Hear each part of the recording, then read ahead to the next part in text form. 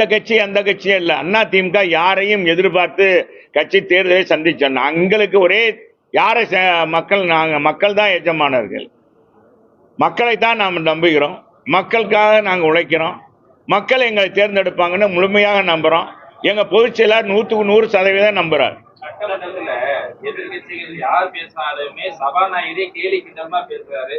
அது பத்தி உண்மையிலேயே நம்ம சபாநாயகர் அவர்கள் ஆளுங்கட்சியினுடைய ஒரு அங்க ஆளுங்கட்சியிலிருந்து போடப்பட்டவர் அது எப்பவுமே இருப்பாங்க. ஆனா ஓரளவுக்கு தான். இவர் அப்படி அல்ல. இவரே அமைச்சருடைய கேள்வியெல்லாம் இவரே எடுத்துறார். ஏற்கனவே அவை முன்னவரே கேலி பண்ணியிருக்கிறார். அப்ப நீங்களே சபையை நடத்திடலாம். சபாநாயகர் எங்களை எதுக்கு அமைச்சரா உட்கார வச்சிருக்கீங்க? எல்லாத்துக்கும் பதில் நீங்களே சொல்லிடுறீங்களே. எங்களுடைய கேள்விக்கு நாங்க பதில் சொல்றோம்னா நீங்க சொல்லிடுறீங்க. அப்புறம் நாங்க இல்ல இது பண்ணீங்க, நான் எடுத்து கொடுக்குறேன் அப்படின்னாரு. எடுத்து கொடுக்கறதெல்லாம் விடுங்க அப்படின்னு சொன்னார். அவர் ஏற்கனவே அவங்க கட்சியால் கொட்டுப்பட்டிருக்காரு. இருந்த போதிலும் அவர் திருந்தலை. இன்னும் இப்ப என்னன்னா தேர்தல் நெருங்குது. அவருக்கு சீட்டு உறுதிப்படுத்தணும். ரெண்டாவது என்னன்னா அடுத்தல ஏதாச்சும் எதிர்பார்க்கணும் அப்படின்ற அடிப்படையில் சபாநாயகர் இப்படி நடந்துக்கிறாரு. சபாநாயகரை விமர்சனம் பண்ணக்கூடாதுதான் ஒரு சட்டமன்ற உறுப்பினர். இருந்த போதிலும் அவர் நடவடிக்கை பாராட்டுக்குரியதாக இல்லை, நகைப்புக்குரியதாக இருக்கிறது. அதிமுக கூவி அழைக்குது அப்படின்னு சொல்லி டிடிவி பேசிட்டு வர்றாரு. ஏங்க அவர் அரசியல் அடையாளம் தெரியறதுக்காக அதிமுக சொல்றாங்க. நேற்றைய தினம் கூட பார்த்தா திடீர்னு சீமான் தானே அவர் என்னன்னா எங்களை பற்றி குறை சொல்றாரு. நாங்க முக்குளத்தோர் எல்லாம், நாங்கெல்லாம் முக்குளத்தோர் இல்லாம இப்ப எந்த இடம் எல்லாம் முக்குளத்தோர்லாம் புறக்கணிச்சுட்டாரு. முக்குளத்தோர்லாம் புறக்கணிக்கவும் இல்லை, ஒன்றும் இல்லை. அதனால சில தலைவர்கள் அரசியல்ல தங்களை வெளிப்படுத்தணுன்றதுக்காக அரசியல் கருத்துக்களை சொல்றாங்க. அதுல டிடிவியும் ஒரு ஆள். அவர் தொடர்ந்து அதிமுக விமர்சனம் பண்ணிக்கிட்டார். எனவே அது அவருடைய கருத்துக்கள்லாம் அதெல்லாம் பேசப்பட வேண்டியது அல்ல.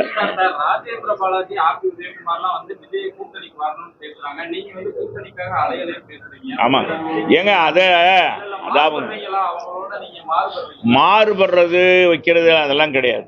பொதுவாக அதிமுக நிலைப்பாட சொல்றேன். எங்க பொதுச் செயலாளருடைய நிலைப்பாடு என்னவோ அதுதான் அதெல்லாம் அவர் என்னன்னா ஒரு கூட்டத்தில் அவங்கள பார்க்கும்போது அது சொல்றாரு.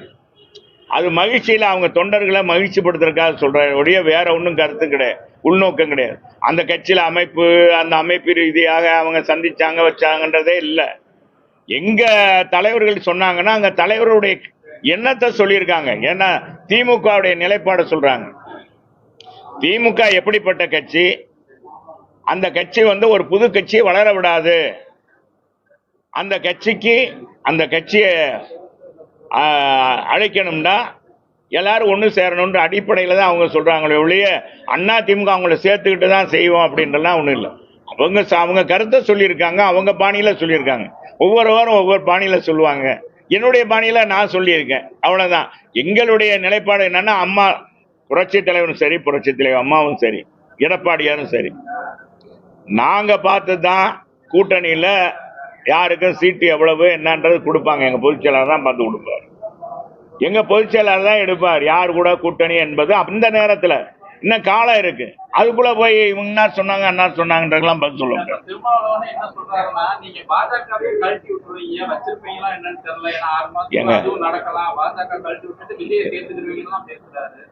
ஏங்க அவர் அதான் ஒவ்வொரு தலைவரும் ஒவ்வொரு அவங்க கருத்தை சொல்லிட்டு போலாம். அதிமுக என்ன கருத்தை சொல்லி எங்க பொதுச் செயலாளர் என்ன சொல்றாரு அதுதான் இப்ப தேவை. அதுதான் தேவை. திருமாவளவன் சொல்ற கருத்துக்கள்லாம் அவர் கட்சியிலேயே அவருடைய கட்சி தலைவர்களை ஒருமுகப்படுத்த முடியல. அவரே பிறண்டு பேசுறாரு. அவரு முன்னால இருந்த திருமா வேற, இப்ப இருக்கிற திருமா வேற. காங்கிரஸ் என்ன சொல்றாருன்னா, நிர்மலா சீதாராமன் முதலமைச்சராக போறாங்க, எடப்பாடி துணை முதலமைச்சராக போறாங்க, இதான் பாஜக திட்டம் தான் பேசுறாரு. நீங்க பீட்டர் அல்போன்ஸ் யாரு? அவர் யாருங்க பீட்டர் அல்போன்ஸ்? ஏங்க யாரு காங்கிரஸ்ல இருந்து? அவர் மக்களே மறந்துட்டாங்க, அவங்க கட்சிக்காரங்களே மறந்துட்டாங்க. நீங்க போய் புதுசா ஊடகத்துல ஒருத்தர் அவரை சொல்லி அறிமுகப்படுத்தி என்கிட்ட கேள்வி கேட்டு ஒவ்வொரு யூகத்துக்கும் ஒவ்வொருத்தர் பதில் சொல்ல முடியுமாங்க? இதெல்லாம் என்ன பதில் கேட்கவே? ஏங்க அவங்கவுங்க இதெல்லாம் நீங்க சொல்லக்கூடாது. சொல்லுங்க, வேற என்ன சொல்லுங்க.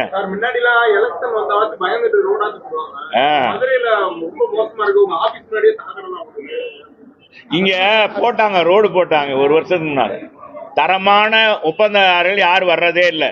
கமிஷன் கரப்ஷன் அதிகம்ங்க. அதனால ஒப்பந்த புள்ளிய அத முதன்மையான முக்கிய புள்ளிகள் அத கான்ட்ராக்ட் இருப்பாங்க. அவங்க எல்லாம் வந்து அந்த வேலையில வந்து எந்த வித குறைபாடு இல்லாத அளவு பார்ப்பாங்க. அவங்க யாருமே இந்த கமிஷன் கொடுத்து அளவுக்கு ரோடு போட தயாரா இல்லை. அதனால யார் யாரு கமிஷன் கொடுக்குறாங்க பார்த்தீங்கன்னா, அது போக அவங்க கொடுத்ததெல்லாம் போக அங்க கவுன்சிலரு மண்டல தலைவர் எல்லாத்துக்கும் கொடுத்தது போக மீதி இருக்கிறது அவனுக்கும் வேணும் இல்ல, அவன் முதல் போட்டவனுக்கு வேணும் இல்ல.